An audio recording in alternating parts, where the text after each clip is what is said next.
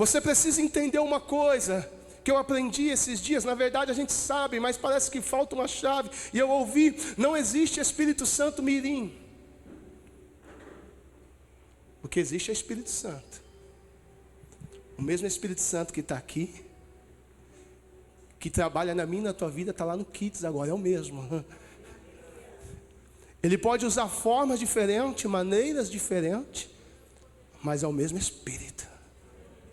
É um Espírito de poder, é um Espírito de glória, é o Espírito de arrependimento, é o Espírito de quebrantamento, é o Espírito da verdade.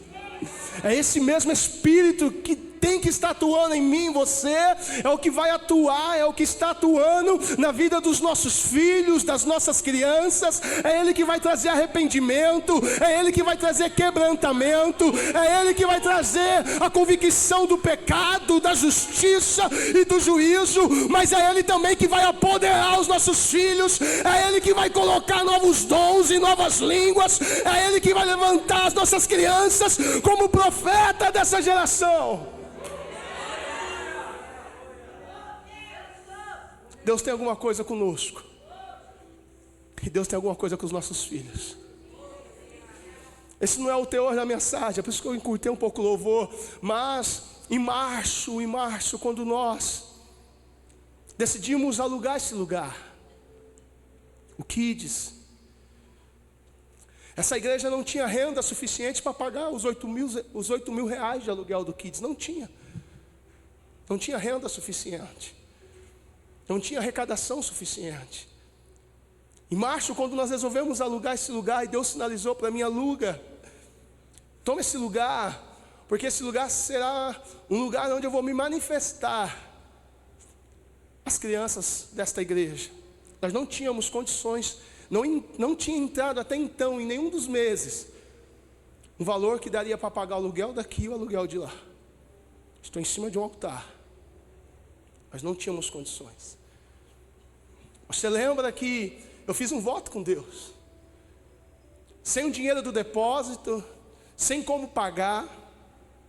Falei: Senhor, se for o Senhor, sábado, que seria o último dia do aniversário, depois nós íamos celebrar entre nós no domingo. Sábado eu quero estar com a chave na mão do Kids, e domingo eu quero anunciar para a igreja que nós estamos com essa chave. Você lembra que sexta-feira, alguns lembram, se você não tem recordação disso, não sabia disso, na sexta-feira, alguns noias entraram ali no salão, que já estava vazio, roubaram fio, roubaram porta. E quando os obreiros começaram a me falar: pastor, eu estou invadindo o salão, Deus falou para mim: calma, que eu estou nesse negócio. E aí eu liguei para o dono do salão, marquei com ele no sábado. Ele falou o valor que ele queria, ele falou o valor do depósito que ele queria. Nós não tínhamos dinheiro, nós já víamos de algo incrível assim, mexendo na igreja, aniversário de igreja, construindo aqui, reformando aqui. E eu tinha feito um voto com Deus, é só para trazer a sua memória onde eu quero chegar. Que se fosse Deus, que se Deus tivesse algo conosco, até sábado a chave estaria nas nossas mãos, mesmo sem dinheiro, mesmo sem um depósito, até sábado. E conversando com o homem, ele falou: olha, vocês precisam de 16 mil reais, 2 meses de depósito. E conversei com ele, acertei tudo sem ter condições nenhuma. Ele entrou no carro dele, estava indo embora, quando ele parou, retornou e me deu a chave na mão. Falou: olha, já é de vocês, vocês têm até segunda-feira para ver como que vão fazer, mas já é de vocês. Esse era o sinal que eu tinha pedido para Deus. E de uma maneira incrível, porque vocês são incríveis. Quando vocês entendem que Deus está no negócio e dão uma resposta de uma maneira incrível. A igreja que pegou a chave sem R$1 para pagar o aluguel na segunda-feira tinha 16 mil reais em caixa para pagar aquilo que precisava. Você pode aplaudir o Senhor por isso?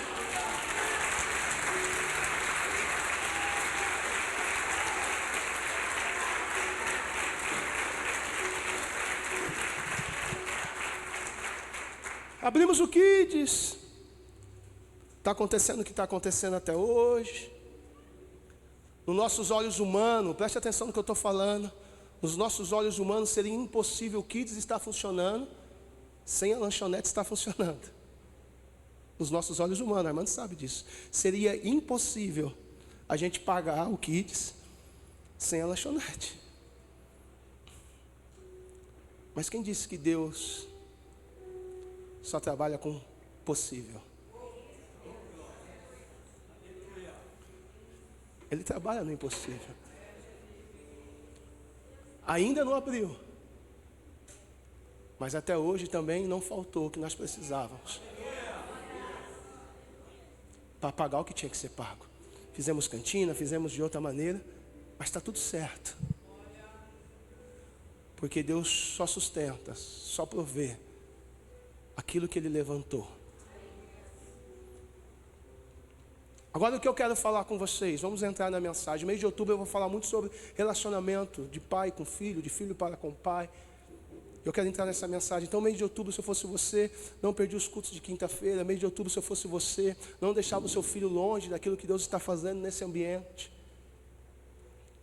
Porque o último versículo do Antigo Testamento, o último versículo do Antigo Testamento, é que os filhos converteriam o coração dos pais, ou que os pais converteriam o coração dos filhos. Esse é o último versículo antes de um silêncio de Deus que durou cerca de 400 anos até vir Jesus no Novo Testamento. Eu quero que você abra a Bíblia em Juízes, capítulo 2. Para você que não está vendo daí, ali tem uma cadeira escrito, mas está errado, gente. Antes de dar, eu vou lá na cabeça de vocês dois, hein? Já estão gelando lá.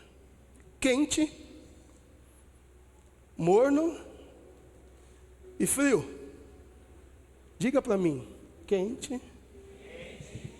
Não é crente, não. Quente, morno e frio. Juízes, capítulo 2, versículo de número 7. Quem for achando vai dando amém. O povo de Israel serviu a Deus, o Senhor, enquanto Josué, depois que ele faleceu,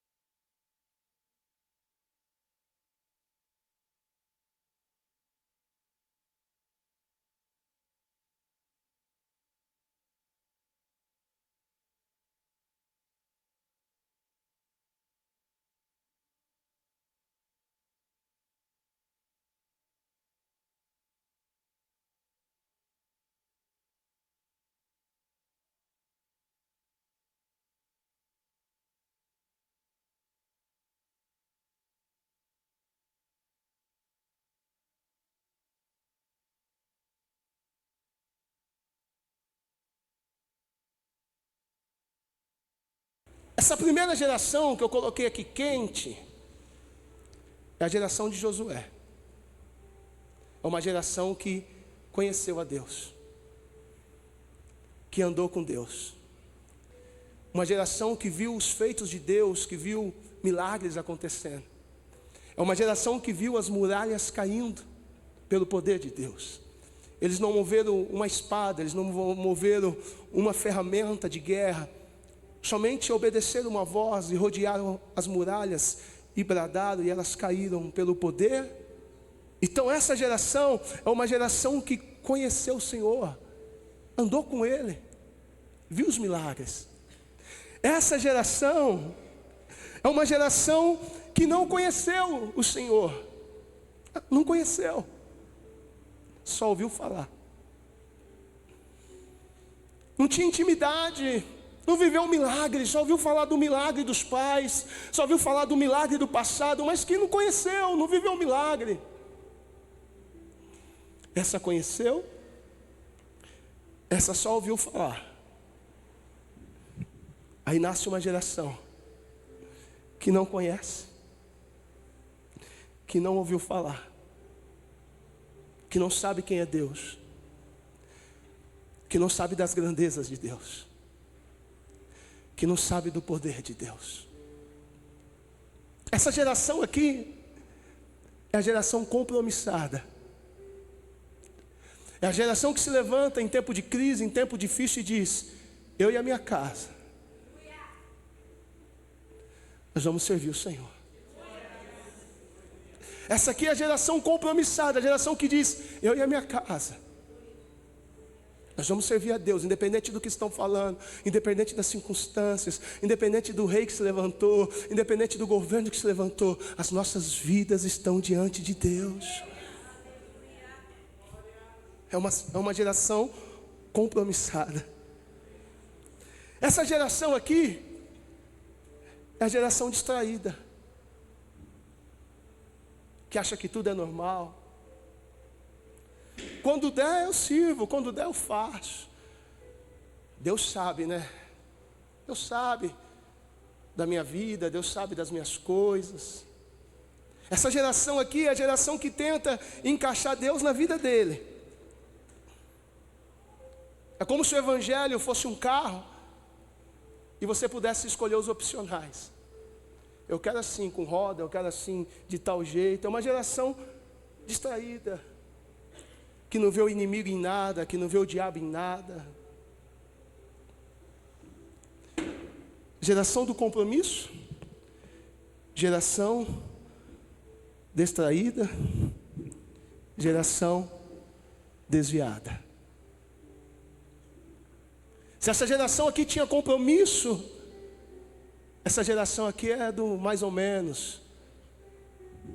Se der eu faço, se der eu sirvo, se der eu busco, se der eu oro. Vamos tocando. É a geração do Zeca Pagodinho. Deixa a vida me levar, a vida leva eu. Vamos levando. Não vê pecado em nada. Existiu uma geração antes de mim, antes de você, que não tinha tanto conhecimento que nem nós temos, mas tinha temor. Uma geração que tinha coragem de pregar que sexo fora do casamento é pecado. Uma geração que cobrava da igreja pureza. Uma geração que levantava a voz para dizer: adúlteros e adúlteras,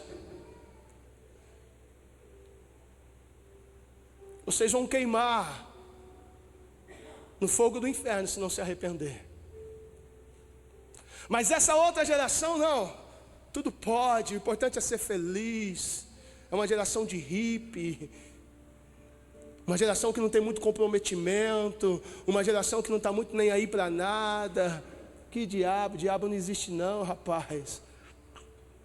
Que pureza o quê? Isso aí é coisa do passado. Santidade, virgindade, isso tudo aí, isso é louco. Honrar pai e mãe, honrar pastor, que nada, rapaz. O importante é ser feliz, Deus sabe. Essa geração é só a geração que prega que Deus ama, que prega que Deus é amor, mas não prega que Deus é juízo e fogo consumidor. Então, se essa geração é comprometida, essa geração é distraída, essa aqui é desviada. Sabe o que essa outra geração fez? Levou seus ídolos para dentro do templo, se prostituíam dentro do templo. adulteravam dentro do templo, comia dentro do templo, fazia de tudo o que eles queriam dentro do templo. Eles não tinham temor a Deus, não conheciam o Senhor. Essa geração aqui é a geração de Davi. Geração de Davi. É uma geração que não é perfeita. Ela tem erro. Ela falha. Mas ela tem quebrantamento. Ela tem arrependimento. A geração que quando erra, quando falha, quando comete um pecado, ela entra na presença de Deus e fala: Deus, tira o que o Senhor quiser tirar, mas não tira de mim a sua presença. Tira o que o Senhor quiser tirar, mas não tira de mim a sua presença, o teu Espírito Santo. A geração que veio antes de nós, a geração dos nossos pais, os crentes que vieram antes de nós, não era perfeito, mas eles carregavam o quebrantamento, o arrependimento. Inclusive, deixa eu te dar uma notícia: no céu só vai ter gente pecadora. Ufa, tem lugar para mim lá. Você não vai encontrar ninguém no céu que vai poder bater no peito e falar: eu estou aqui porque eu sou bom, eu estou aqui porque eu mereço. No céu só vai ter gente pecadora. Mas só pecador que se arrependeu. Mas só pecador que se converteu. Mas só pecador que teve um encontro com Deus e falou: Deus, eu não quero mais essa vida de pecado, essa vida de desgraça, essa vida de miséria. Eu quero me render diante dos seus pés. Eu quero me render diante do teu poder. Eu quero me render diante da tua graça. Senhor, não tira de mim a tua presença. Senhor, torna-me da alegria da tua salvação. Senhor, pelo amor do teu nome, não me afaste de ti. Se essa aqui é a geração do arrependimento, que não era cheia de conhecimento, mas tinha temor. Tinha temor. Existia uma geração antes de nós que para subir no altar, irmão, tirava a sandália dos pés. Essa outra geração aqui já não é a geração de Davi, é a geração de Salomão. Tem muito conhecimento. Tem muito? Deixa eu te falar para você: as pessoas que mais vão entrar no inferno são as pessoas cheias de conhecimento.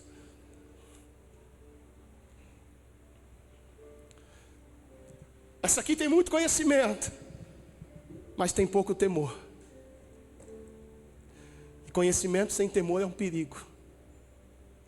Nós estamos vivendo um tempo onde uma geração tem muito conhecimento de Deus, muita informação sobre Deus, sabe do Rashi, sabe do Logos, sabe de tudo, mas que falta o temor. E Salomão só foi descobrir isso no final da vida dele, quando ele disse: de tudo que nós temos ouvido e ouvido, de tudo que nós temos visto e ouvido, o final de tudo é temer a Deus e guardar os seus. Ele só foi descobrir no final, ao ponto de muitos teólogos, eu não quero entrar nisso, defender com unha e dentes que Salomão foi para o inferno. Tinha muita sabedoria, e ele pediu sabedoria para Deus. Disse: o que o Senhor quer? O que você quer, Salomão? Deus, me dá sabedoria. Mas tinha pouco temor. Se envolveu com muitas mulheres, adorou outros deuses, profanou o nome de Deus, profanou o templo, porque tinha conhecimento, mas não tinha temor. A geração do quebrantamento, que não é perfeita, que erra, que peca. A geração do conhecimento, que só tem conhecimento, mas que não tem temor. E a geração que não tem nem conhecimento e nem temor.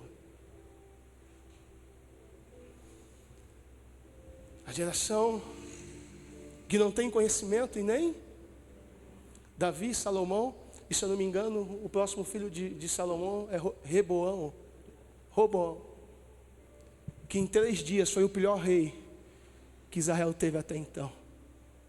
A geração da verdade, que quando erra, entra na presença de Deus e se quebranta. Mas a geração de Saul, que está mais preocupado com aquilo que o homem está pensando, do que aquilo que Deus sabe. Saul ficou mais de 40 anos no trono, usando uma coroa.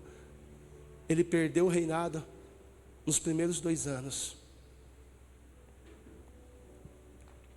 Uma geração quente, uma geração morna e uma geração fria. Uma geração que era o trigo. Você sabe como com uma geração a gente sabe que ela é trigo? Quando ela está sendo malhada, quando ela está sendo pisada, ela produz fruto. Uma geração que é joio, sabe quando a gente descobre o joio? Quando ele é malhado, ele parece trigo, ele tem jeito de trigo, ele fala que nem trigo, mas quando você começa a malhar ele produz veneno, fica amargo. E outra geração que se tornou uma praga, uma erva daninha, que não é nem joio e nem trigo, se tornou uma erva daninha. Compromissada, distraída, desviada. Essa geração sepultou essa. Essa geração sepultou essa. A minha pergunta para você hoje: em qual cadeira dessa nós estamos? A minha pergunta para você hoje: como você imagina a igreja daqui 40 anos? A minha pergunta para você hoje: você está criando seus filhos somente para ser bem-sucedido no mundo? Ou nós estamos criando os nossos filhos para serem amigos de Deus, para serem íntimos de Deus? Que tipo de geração que nós vamos deixar? A quente, o morno ou o frio? Deixa eu te falar algo. Só existe uma maneira de uma geração levantar a outra: se arrependendo. E aí eu vou terminar a ministração de hoje. Jairo era um homem religioso, o principal da sinagoga, um dos principais da sinagoga. Ele tinha nome, ele tinha título, ele tinha cargo. Na casa de Jairo comia e bebia os melhores da sinagoga. Um dia Jairo percebe que algo está acontecendo na casa dele.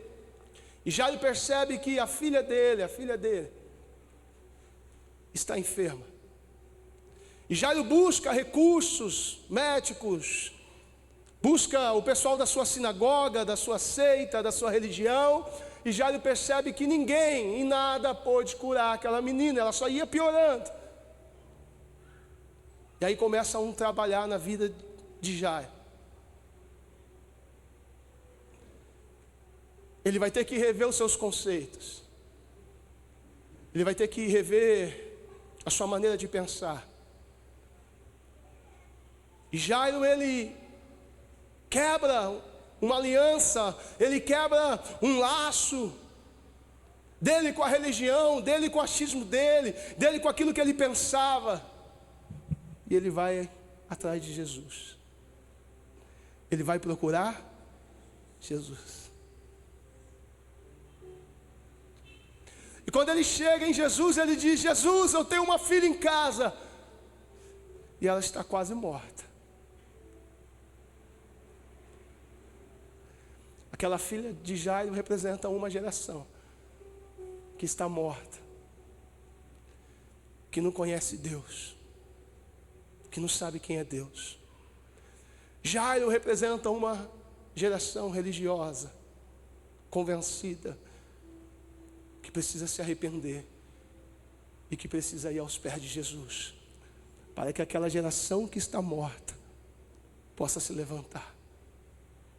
Jesus diz: eu estou indo para a tua casa, Jairo, vamos lá. E você sabe que aí vem uma mulher do fluxo de sangue, toca em Jesus, Jesus cura a mulher. E aí nesse bolo todo aí vem os amigos de Jairo e falam: ó, não adianta mais. A sua filha, então tem uma geração morta, tem uma geração religiosa, e existe outra geração incrédula, que não acredita em mais nada. Que não acredita em mais nada. Mas no meio disso tudo, Jesus ele olha para Jairo e diz: se tu creres, você vai ver a glória de Deus.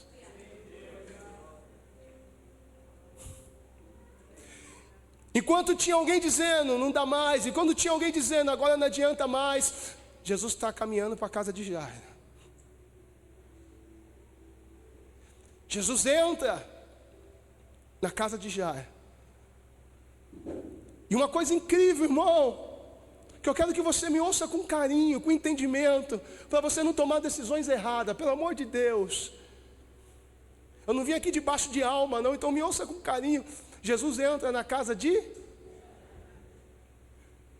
Quando Jesus entra na casa de Jairo, Jesus não tocou na menina. Não foi aonde a menina estava.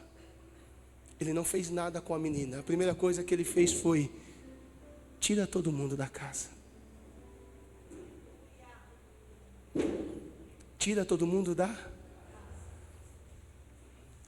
Deus vai tirar alguns incrédulos da sua vida. Deus vai tirar algumas pessoas que não acreditam mais no milagre. Uma coisa eu sei, que quando Jesus entra, alguma coisa tem que sair. Ah, Jesus. Quando todo mundo sai, Jesus vai até a moça. Então uma conversa, ela morreu, compra o caixão. E Jesus está dizendo: não, ela só dorme. Ela só... Uma geração que se arrependeu, buscou Jesus por causa de uma geração que estava morta. E Jesus chega no ouvido da menina e fala: Talita cumi. Nosso Deus é muito doido, sabe? Às vezes ele não fala com vivo, mas fala com morto. Ele falou: Talita cumi. Menina, levanta.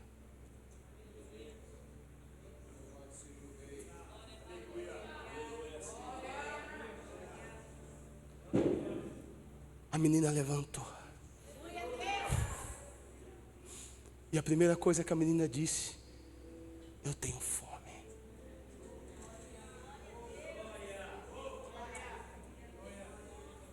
Qual foi a primeira coisa que a menina disse? Eu tenho fome. Eu quero comida. A maior marca dessa geração que estava morta e que vai se levantar, amém? Porque tem um pai que está arrependido, tem uma mãe que está arrependida, tem alguém que está buscando Jesus. Você está entendendo isso? E vai se levantar. Seja profeta, bata assim, diga: e vai se levantar. A maior marca dessa geração que vai se levantar é que elas terão fome de Deus, fome de justiça e fome do Espírito Santo. Se você crê nisso aí, celebre Ele.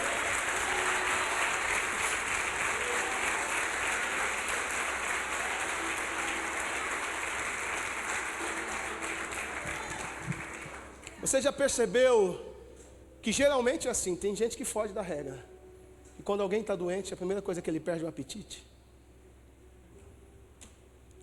Você já percebeu? Algumas pessoas são assim. O meu pai come mais quando está doente. Meu pai, ele foi treinado que se você estiver doente e comer, você sara. Amém, velho? Isso é bom, irmão. Mas geralmente é o contrário. Quando alguém está gripado, eu venho 2 dias de gripe forte. E uma das coisas que a gente perde o apetite é o gosto, é o desejo de comer.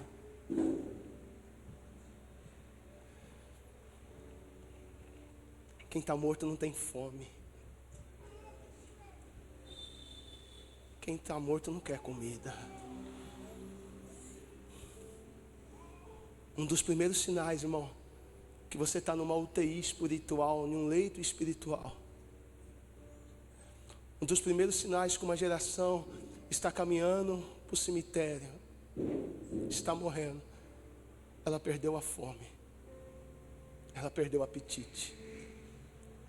Ela perdeu o desejo pelas coisas de Deus, pela palavra e pela presença. Querido, os nossos pais foram criados em cavernas.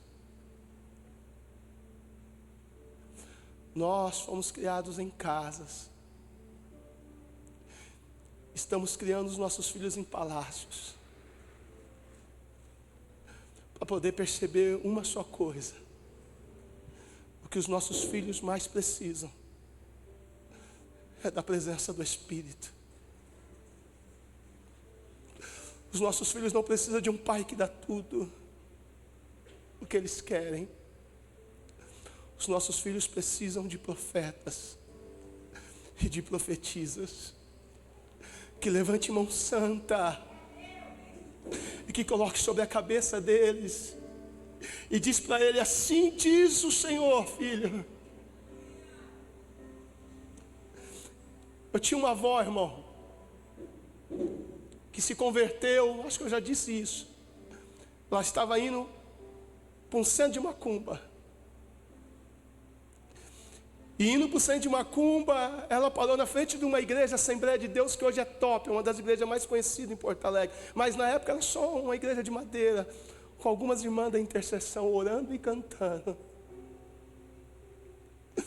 E a minha avó, indo para o centro de macumba, cometeu uma falta gravíssima. Parou para ouvir a canção e a oração das irmãs do coque. Aí não tem demônio que aguenta. E essa avó se converteu, mudou a vida dela, entregou a vida dela para Jesus. E pensa numa mulher de Deus, irmão. E eu lembro que quando alguém dizia: a avó vai vir passar um mês aqui em casa, a primeira coisa que a gente pensava: precisa consertar o barraco. A primeira coisa que a gente tinha medo era de mentir perto dela, porque a gente sabia que Deus falava com ela. Eu lembro que um dia eu estou correndo assim, brincando, e ela segurou no meu braço assim com tudo, as pernas tremeu, e ela disse para mim: gurizinho, gurizinho, você vai ser um grande homem de Deus. Deus vai te usar para salvar muita gente. Deus vai te usar para pregar a palavra. E eu tirei a mão dela e continuei correndo. Que gurizinho nada, que pregar a palavra nada. A minha avó foi a primeira profeta de Deus na minha vida. Eu não estou aqui para reclamar dessa geração. Porque se a geração está ruim, é porque essa geração falhou. Eu estou aqui para declarar que se eu, Jairo, me arrependo e busco Jesus, Ele pode curar, ressuscitar essa geração que morreu. E encher essa geração de fome e de desejo pelo Espírito Santo. Se coloca de pé em nome de Jesus. Lembre-se que eu estou falando de filhos e de pais nesse mês de outubro. Hoje eu conversava com alguém que eu amo muito. E quando eu conversava com essa pessoa, Deus começou a fortalecer minha fé. Sabe o que eu lembro, irmão? Que quando a minha filha Larissa tinha 15 anos de idade, Eu já estava pastoreando a comunidade evangélica Casa do Oleiro. Nós passamos por um momento muito difícil, né, bispa? Você está aí? Passamos por um momento muito. Eu lembro que ela dava uns ataques, irmão. E eu lembro a primeira vez que ela deu ataque, nós tínhamos alugado a escola Piu Piu. Nós tínhamos alugado a escola do Piu Piu para fazer um culto de casais. E eu lembro que aquele dia nós trabalhamos de manhã até a noite. Nós somos os primeiros a chegar, os últimos a sair. Coloca a mesa, coloca a cadeira. Foi um culto top, um culto de casais. E as minhas filhas com a gente ali. A Larissa tinha uns 15 anos de idade. E nós chegamos em casa tão cansado, que eu não sei por que motivo. Até então, hoje eu sei que foi Deus. Nós resolvemos dormir todo mundo na sala. Amém? Está aí? Está tenso? Está bem? Conheço o seu olhar, você está olhando para alguma coisa. E você lembra disso? Nós resolvemos dormir todo mundo na sala. E no meio da noite, da madrugada, eu comecei a ouvir um barulho. Algo se batendo. E quando eu acordei, eu encontrei a minha filha roxa. Para mim, ela tinha morrido nos meus braços. Eu peguei ela desesperado, eu estava sem carro, saí para a avenida, eu morava aqui na avenida. Falei, vou ter que parar algum carro, pedi para minha esposa ligando para alguém, que pudesse vir socorrer. Mas para mim, naquele dia eu peguei a minha filha morta. Aquele foi a primeira vez, mas não foi a única.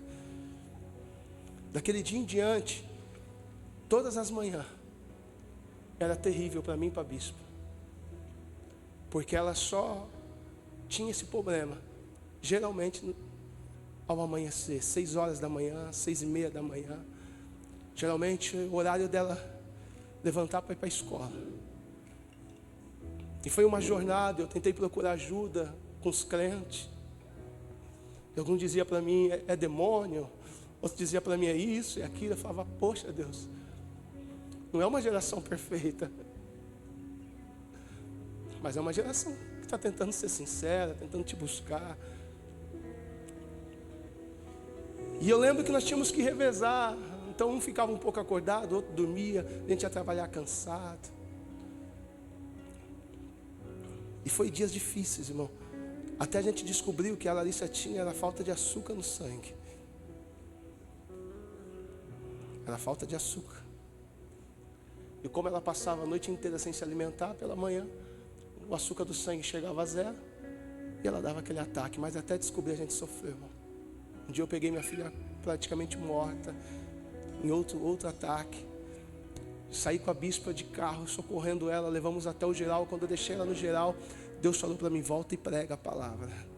Eu falei, não Deus, eu tenho que ficar aqui. Deus falou assim para a bispa, manda ele embora, o que ele tinha que fazer ele já fez. Eu voltei para pregar a palavra de Deus. Deus trouxe cura. Deus tem colocado as mãos sobre ela. Deus tem feito a obra. Mas eu aprendi uma coisa com isso tudo.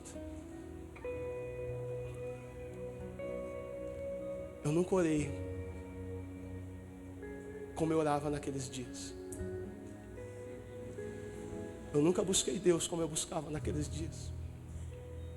Eu não sei por que eu vou falar isso, mas não espere vir uma doença. Não espere vir uma enfermidade. Não espere vir uma dor. Para você se levantar.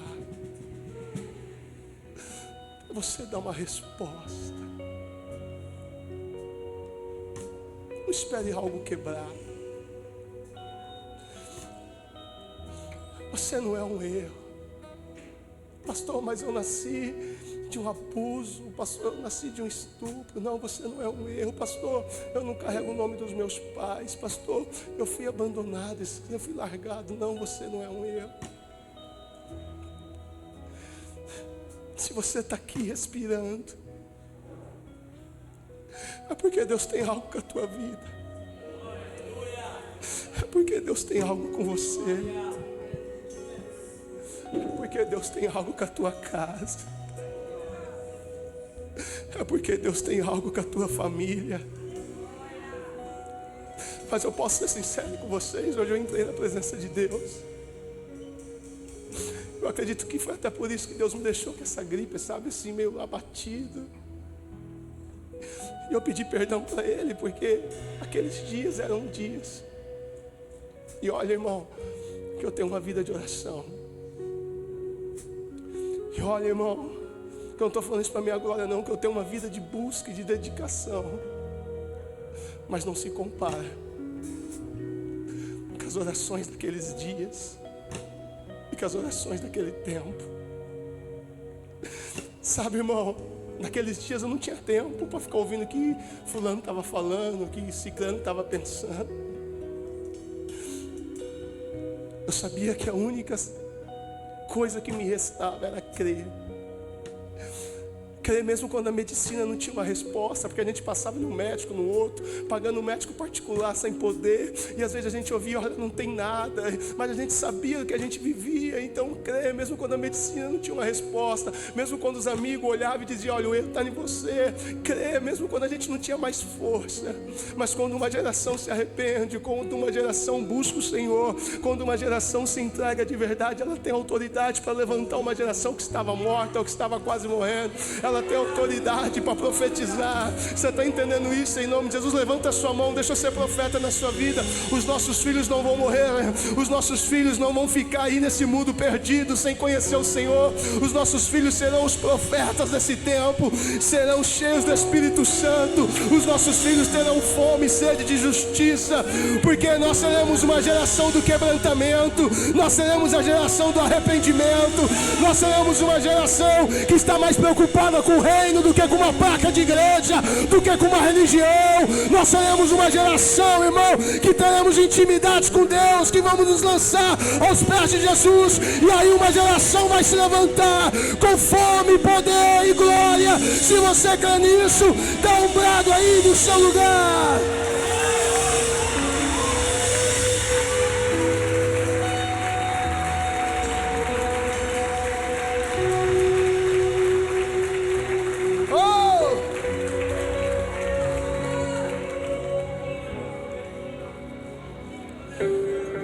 Traz aquelas 3 cadeiras para mim, por favor. Não tira elas daqui não, eu quero elas daqui ainda.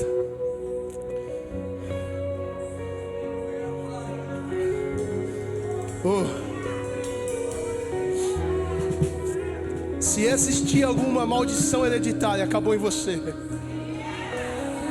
Se existir alguma maldição hereditária, Jesus tomou aquela cruz e disse, está pago, está consumado. Isso, deixa aqui, por favor. Isso. Se levante. Seja o profeta de Deus para a tua casa. Seja aquela pessoa que busca o Senhor pelos teus filhos, pela tua família, pela tua esposa. Sobe aqui, bispo, nós vamos orar junto. Seja essa pessoa cheia do Espírito. Seja essa pessoa que dá uma resposta. Esse lugar não serve para você, irmão. Esse lugar não serve para você. Esse lugar não serve para você, não serve para tua casa. Não foi para isso e nem para isso que Deus te chamou. Não foi para isso e nem para isso que Deus te chamou. Nós seremos a geração incendiadas pelo Espírito. Isso.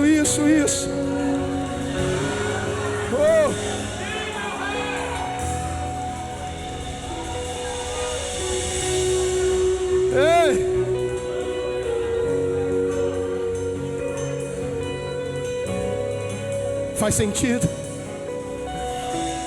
Faz sentido para você? Eu já posso ver os seus filhos profetizando. Ei! Vem com a gente, Ministério de Louvor. Não é mais sobre só nós.